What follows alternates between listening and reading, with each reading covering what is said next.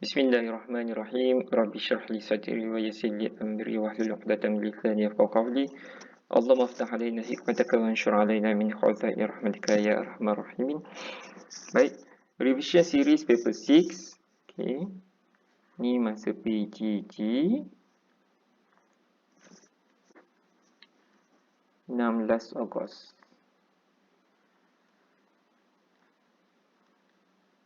Okey. Baik, question number 1.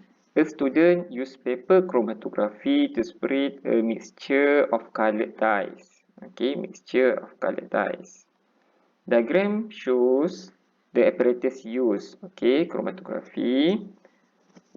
A1, draw a line on the diagram to show the level of the solvent.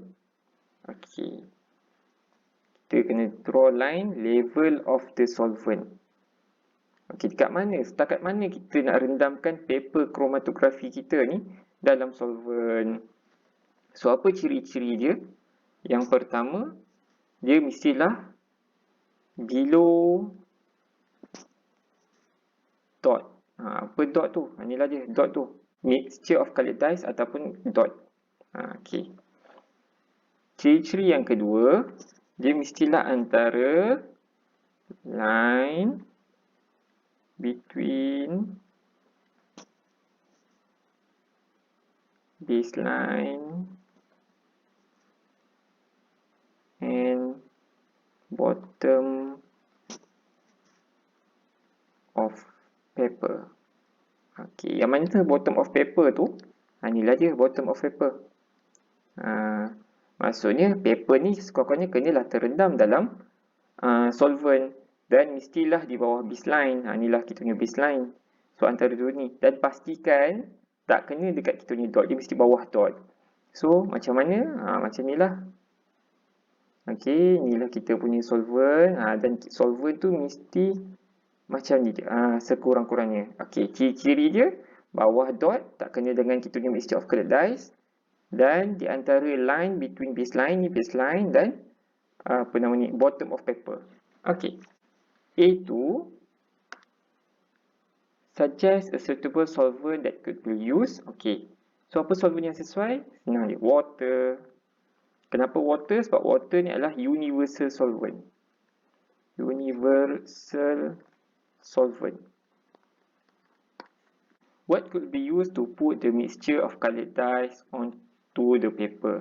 Okay. B ni dia tanya, apa dia apparatus yang sesuai untuk kita letak ni? Dot ni.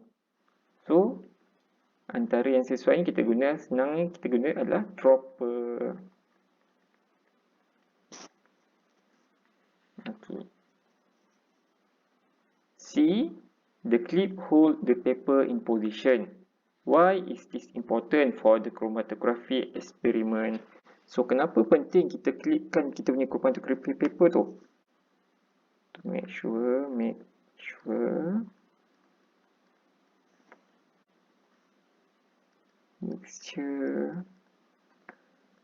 above solvent. Ni je. So mixture yang mana? Inilah dot kita ni lah mixture. Ni. Inilah dia punya mixture. Kita nak pastikan mixture ni sentiasa di atas solvent. Okey, kalau solvent, katalah kalau kita tak clip, chromatography ni jatuh dan solvent terkena dekat mixture. So rosaklah kita punya chromatography, tak jadilah. Bismillah. The diagram shows the chromatogram obtained from 4 dyes. A, B, C and D. So kita tengok sini. A, B, C and D. Okey, ada baseline, solvent. Okey, ini adalah kita punya result. Okey, result selepas kita buat chromatography tadi. Sebab apa kita nampak ada dot-dot yang dekat atas ni. Ini adalah kita punya component. Okey, ataupun kita punya substance kita selepas kita buat chromatography. So D, give one conclusion that can be drawn about dye B. Okey, kita tengok dekat dye B, apa conclusion yang kita boleh buat. So apa yang kita nampak dua komponen kan? Maksudnya mixture dalam dye B ni ada dua substance. Okey. So itulah kita punya jawapan. So dye B have two substance. C. Okey. Itu conclusion kita yang pertama yang kita boleh buat. Ataupun ada juga kita boleh buat, kita tengok dekat sini, ada salah satu komponen B ni, yang saya bulatkan ni, sama dengan D. Macam mana kita tahu sama? Sebab apa? Dia punya ketinggian dia daripada baseline sama. Jarak daripada komponen, jarak antara substance dengan baseline ni sama. So, sebab tu kita boleh kata ini adalah substance yang sama. So, satu lagi kita boleh buat contain D, substance D. So, E suggests why die C remain on the baseline. Okey, kenapa bahagian C ni? Ni dekat C. Okey, saya tandakan dengan biru. Okey, kenapa C ni? Kita tak nampak pun dia punya komponen. Tak nampak pun substance yang keluar. Dan dia still remain dekat baseline. Walaupun selepas kita buat kromatografi. Kemungkinan besarnya sebab mixture C tak dissolve dalam solvent yang kita guna. So, kemungkinan C dia tak dissolve dalam solvent. Dalam solvent yang kita guna ni. So, apa yang kita buat kat sini? Sebab dia insoluble. RF values are used to identify compound. Okay, RF ni dia punya formula. Distance traveled by the compound divided by distance traveled by the solvent. Calculate the RF value. Okay. Apa yang dimaksudkan dengan distance traveled by the compound? Ni dia. Okay, saya kecilkan sikit. Okay. Distance traveled by compound, ni dia. Okay, contoh kita ambil daripada baseline, jarak tu dia baseline, sampailah kita ambil dekat sini tengah-tengah ni. Kenapa yang tengah? Sebab apa? Itulah dia punya concentration dia agak banyak kat situ. Okay, so kita ambil macam ni. So kita kira jarak antara yang tengah ni sampailah dekat baseline. Berapa jarak dia? Contoh jarak dia kita boleh kata mungkin saya tengok skema dia, saya tak kira. Okay, sebab saya pun print saiz kecil. So 2.8 ikut skema. Okay. Okey, katalah jarak dia 2.8 cm. Dan kita nak tengok, okey, itu distance traveled by the compound. Kita tengok distance traveled by the solvent, macam mana? Tengok daripada solvent, berapa jauh solvent ni pergi. Ni solvent pergi. Sampailah jarak dia ke baseline. Itulah dia, distance traveled by the solvent. So, dalam skema kata jarak dia adalah 5 cm. 5 cm. So, kita dah dapat dah distance traveled by compound dan distance traveled by solvent. So, dia nak die A. So, kita masukkan 2.8 divided by 5. Yang ni sahaja boleh dapat 1 markah. Okey. Awak tuliskan jawapan dia apa? 0.56. Okey, 0.56. Dapat lagi 1 markah. So, barulah dapat total 2 markah kat sini. Next question, number 4. Magnesium react with dilute sulfuric acid. Magnesium sulfuric acid at room temperature to form hydrogen gas. Plan an experiment to find the rate of reaction between magnesium ribbon and dilute sulfuric acid. Okay, include a diagram. Okay, usually biasanya diagram kita bagi 2 markah. Biasalah, saya tak pasti yang dalam ni. Tapi biasanya diagram 2 markah. Markah dari segi apa? Dari segi functional dan label. Okay, biasanya kat diagram 2 markah. So, indicate how you could use the result obtained to find rate of reaction. So, kemungkinan dekat sini selebihnya lah. Tapi dekat sini dia cakap plan and experiment. Okay, so mungkin ini termasuk sekali dengan 4 markah. Okay. You are provided with common laboratory apparatus, magnesium ribbon and dilute sulfuric acid. So, first kita cuba buat dia punya diagram dahulu. So, kita nak lukis macam mana. Kita kena ada, kita guna conical flask. Okay. Sebab dia masukkan gas kan, kita kena adukan gas tu. Okey. Okey. So kita ada stopper. Kenalah tutup stopper supaya gas tak terkeluar ke atmosfer, ke udara, tak terbebas. Okey. Dan kita ada asid dalam ni. Kena ada dash. Dan kita guna magnesium ribbon.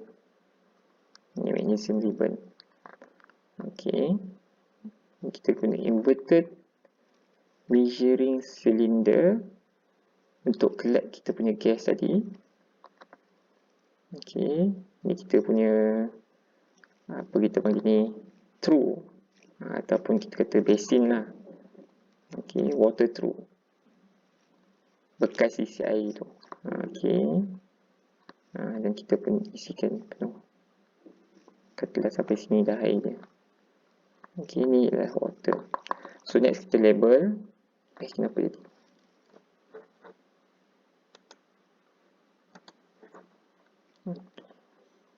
So ini kita punya magnesium ribbon tadi ni. Okey, next kita label. Ini adalah kita punya dilute sulfuric acid. Ini adalah kita punya magnesium ribbon. Ini kita punya delivery tube.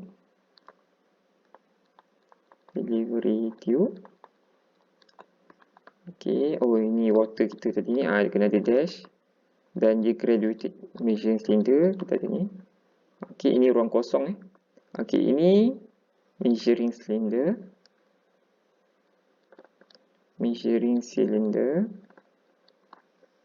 Ini bekas air ni kita panggil through, T-R-O-U-G-H. Okey, ni water. Okey. Ini adalah setup diagram untuk kira rate of reaction melalui volume of gas, collected volume of gas. Okey. Boleh juga kalau awak nak buat, okey, ni sambungan ni tadi dekat delivery tube, ataupun awak nak lukis macam ni. Kita collect gas, ni delivery tube tadi. Okey, kita sambungkan dengan gas syringe. Macam ni je.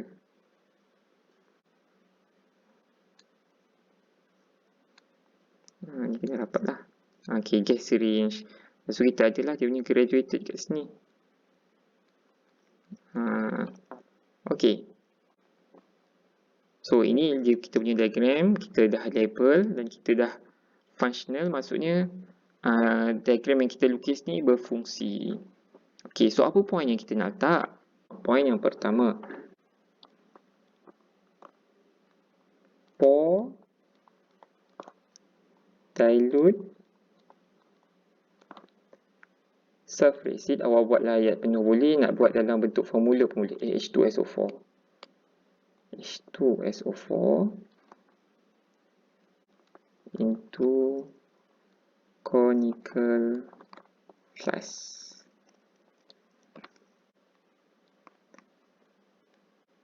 Fill measuring cylinder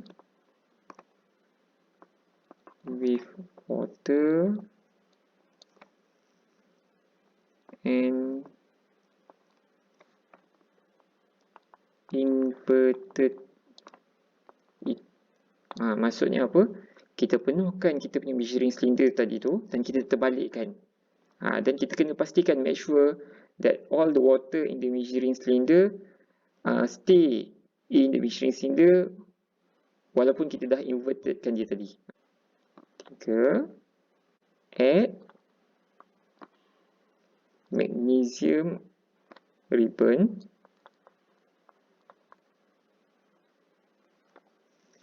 to dilute sulfuric acid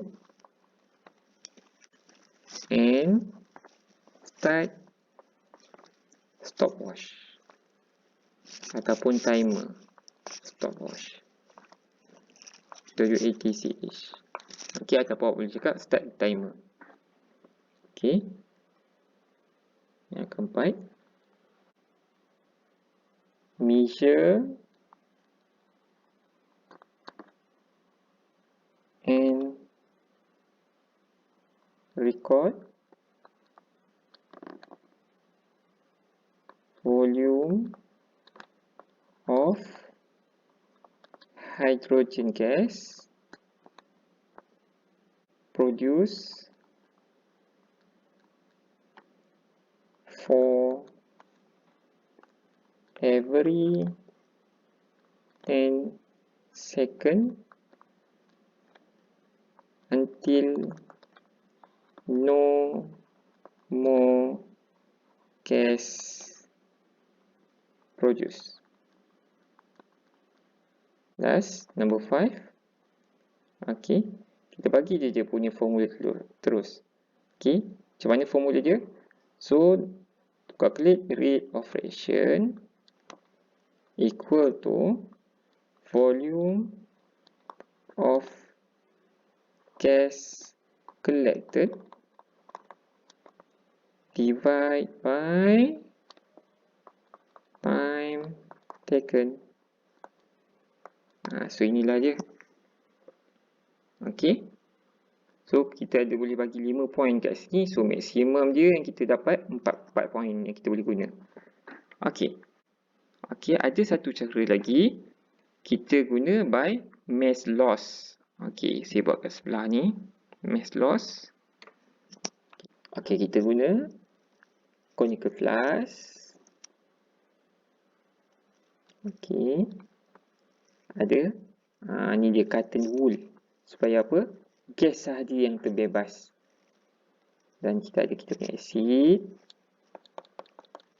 Dan dalam ni kita letak ada kita punya magnesium ribbon. So beza dia apa? Ni dia. Apa ni? Inilah kita punya balance. Ada ni bacaan. Okay. So kita labelkan lah. Okay, conical flask. Cotton wool, magnesium ribbon,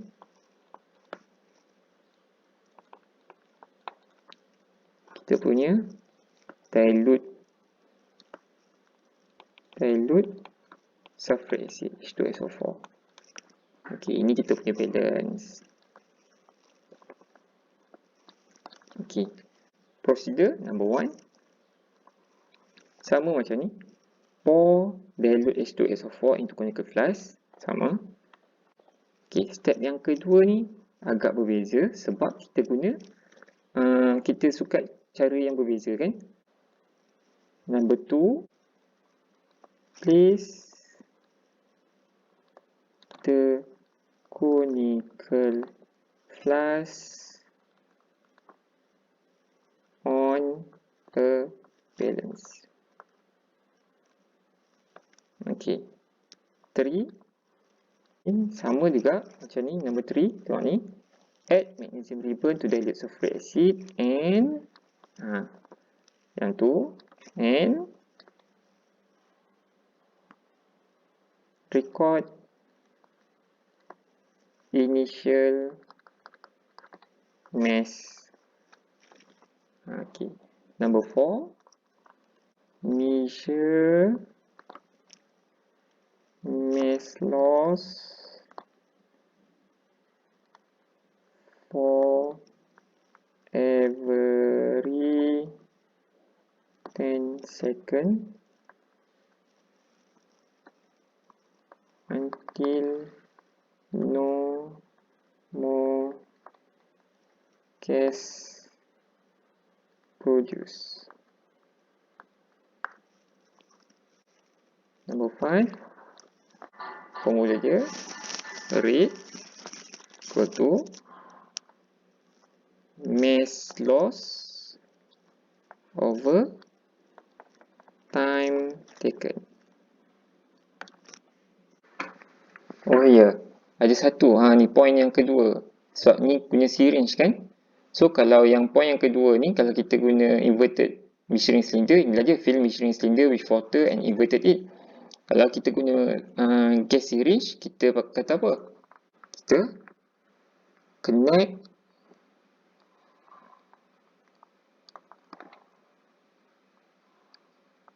delivery queue